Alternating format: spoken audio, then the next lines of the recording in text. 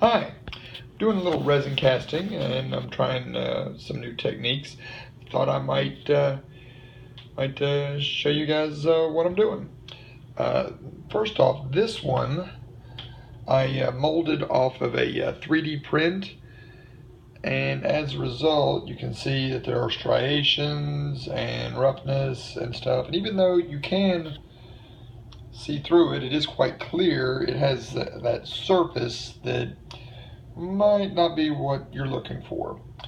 Also, I had cast a couple of these for another costume. Man, as you can see, even though I cast these from an actual gem that was smooth, there is this clouding on here, which might not be desirable for what you're doing. And the same for this one, although I don't think the clouding is as bad on this one, or maybe it's the same. Actually, it might be a little worse. Well, what you are supposed to do to correct this, at least on these two, is to apply a thin coat of the resin over top. Well, that is what I'm going to attempt to do. I'm going to mix some up here. I'll video how I do that, and I hope my mixing cup is yuckified, or my measuring cup is yuckified. I will pause this, clean it out, and be back with you in a minute. All right. What I'm using is Easy Cast resin. It's a 1-to-1 mixture. Basically, you have two components. You have the resin and the hardener. Make sure that you use both components and not just one or two portions of each. I did that. It does not end well. First, I'm going to add a measured portion of the resin. I'm going to add 2 tablespoons as marked on this little medicine shot glass here.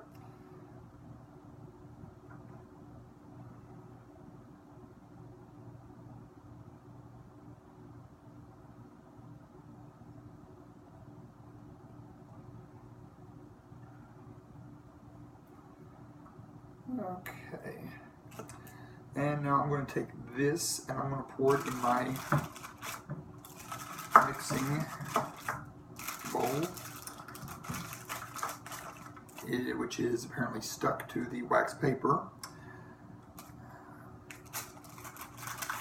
I'll also put down wax paper because the mix will soak through newspaper or paper plates, as I found out, and that's also not a good thing. So I'm gonna pour all this in here. It's a little colored because I've used this mixing vessel before, mixing bowl, whatever. Okay, now we're going to take the cap and put it back on the resin, the white cap. Now use the hardener, put the black cap, and measure it out. Let's make sure all of the resin part is out. This stuff takes several hours to set up and 3 days to cure completely, so you're not really rushed here. Myself, I would prefer a resin that sets up more quickly.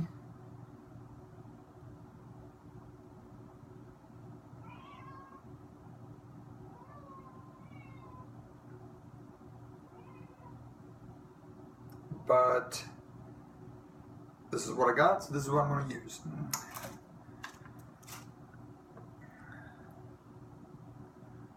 Okay, 2 tablespoons of this. Now, if you were actually casting in a mold, like say say this, what you would do is fill the mold with water and then pour that water into your measuring thing and then mark it. And then you would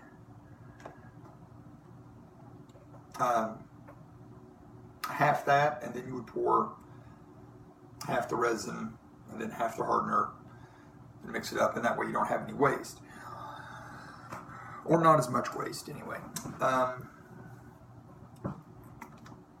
That's the way it's supposed to be done. Since I've already cast these and I'm just looking to cover them to make them shiny and bright, I'm just kind of guesstimating what I'll need.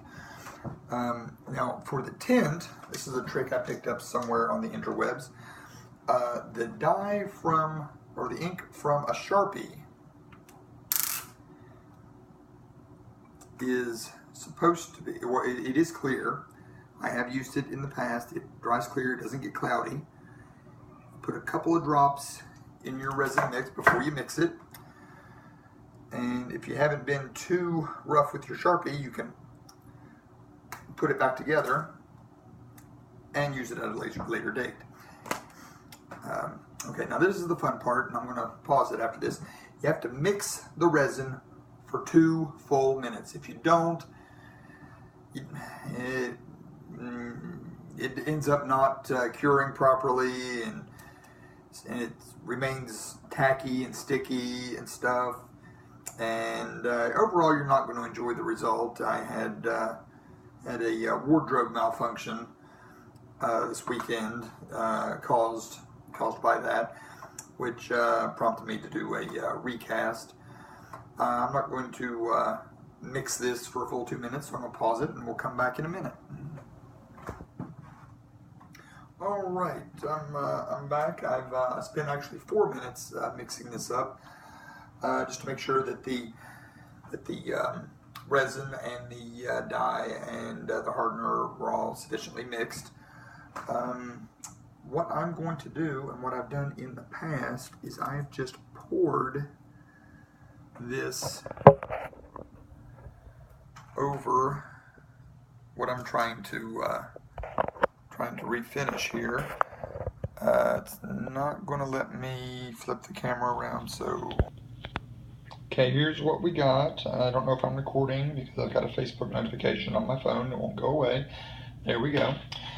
Okay. Now, I have this done on aluminum foil because ultimately is what I want to be the backing. I liked the effect on a previous effect I had on another version of the large one that the aluminum foil gave. So that's what I want to go with here. And over here, on ones I've done before, I used a silver rub-on leaf, kind of similar to gold leaf, but it's silver. And that worked pretty well, but it's a bit on the expensive side. So I'm going to attempt this.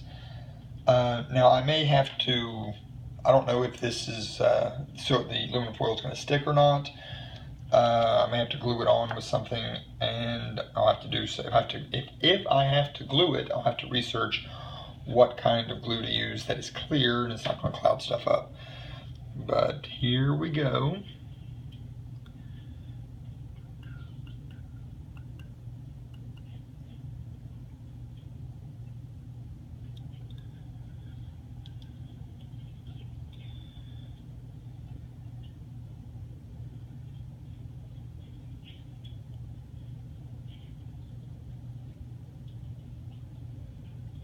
Now you can already see where this is filling in all those little gaps.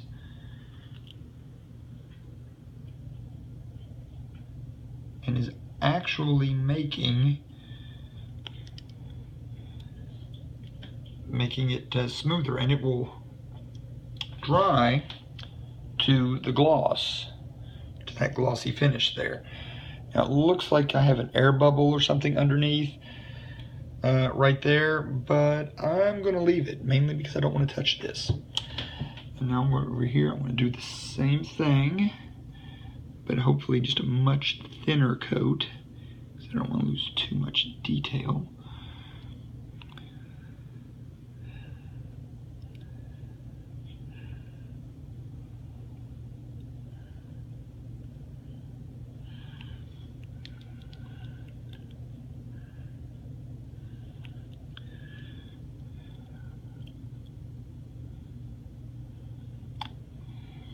And I probably used way too much on that, but where this this resin is low viscosity, means it's not real sticky and it's very runny. We'll see what happens. Looks like I've got some air bubbles in there, but we'll see what happens there. I've got some extra resin here, so what I'm going to do is I'm going to pour the rest of it in this mold. I don't know if I'm in frame or not. And see how much we have left here.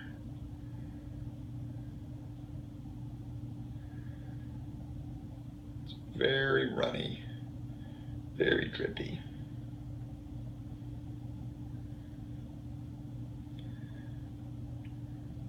Okay, it's not quite enough to fully fill this mold, but enough for this demonstration.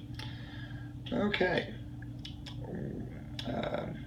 Since the bottom of the mold is rounded, you can't just sit this on a table. So what you do is I'm going to set it down inside this cup.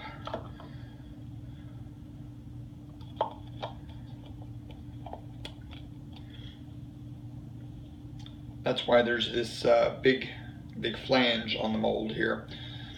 And you just sit it on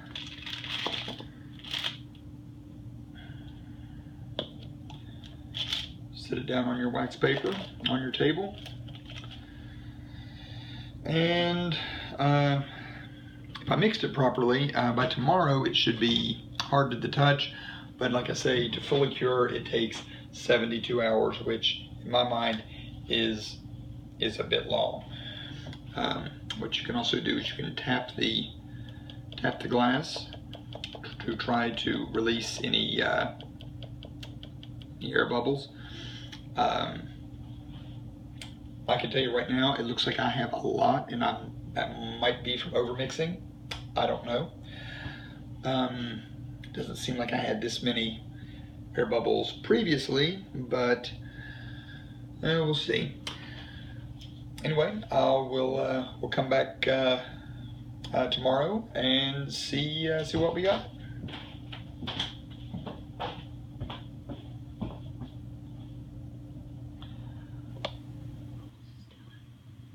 All right, here is the completed project.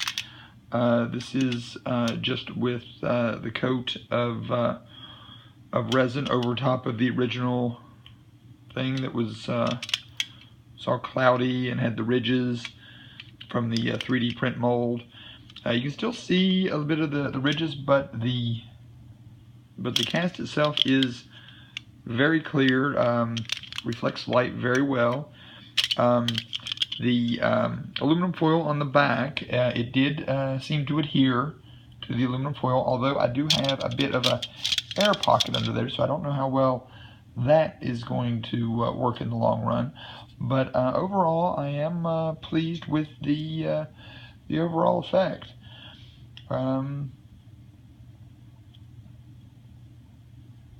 That's all for now. See you next time.